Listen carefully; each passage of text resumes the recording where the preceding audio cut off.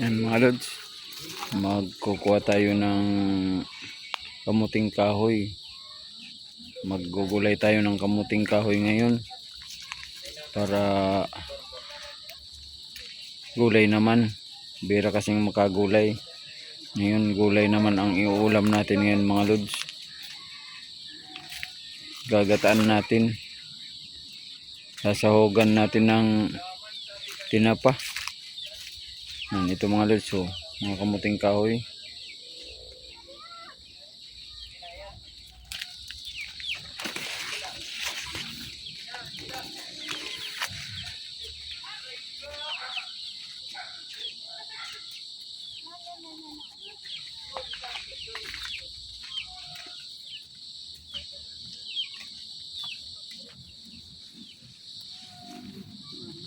Maggulay-gulay naman tayo kung minsan.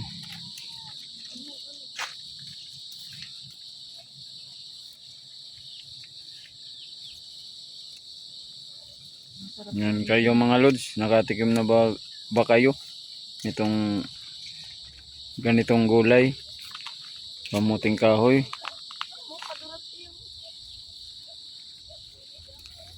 Dito sa Bicol, ito ang bulayin na kaparati na ginugulay.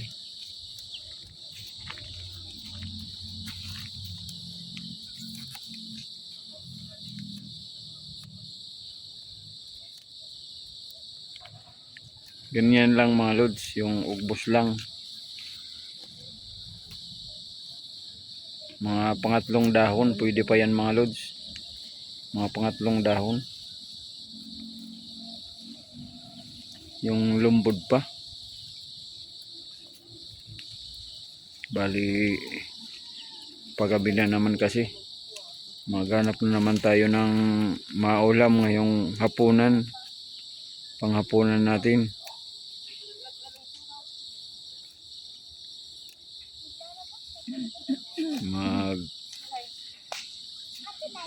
Gugutaan natin ng mga 2 nyug. Masarap na eh. Masarap ng lutuin, lugataan.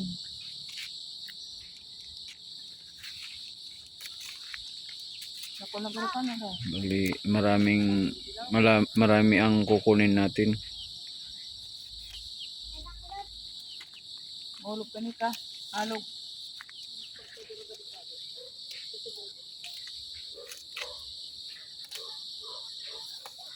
Time check mga loads. Mga icon na. 5:40 na. Mag-aalas 6 na kasi. Kaya medyo madilim na. Ito mga ang kamuting kahoy na kukunin namin. Gagataan. Parang masarap sahugan ng tinapa. Hello guys. Aalis na kami. Yan na.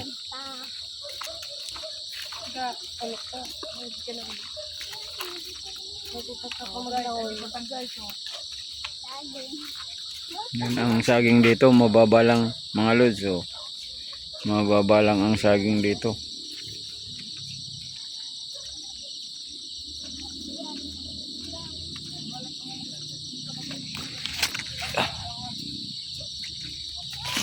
Bali ang ito ilog na to mga lods. So, dami yan na miminwit pag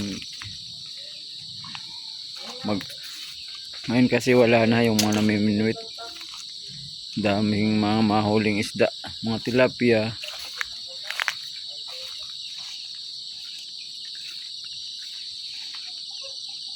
Yan, lalagyan pa natin nito mga lods. So, ganito. Masarap yan. Lagyan natin nito. Ang paborito ng mga Bicolano. Yan mga lods. So, sili. Sili yan. Yan ang paborito ng mga Bicolano, sili. Kaya pag dito kayo sa probinsya, mga sasawa kayo ng mga fresh na gulay, mga bagong pitas. Yan, daming gulay. Oh. Yan mga lods, patulay yan. Oh. Daming mga gulayan dito sa probinsya. Kung wala kayong pang ulam, yan, pwede maminwit. May ulamin na. Basta masipag lang. Walang problema sa ikaulam. Yan ako na mga lods. Maraming salamat sa inyo.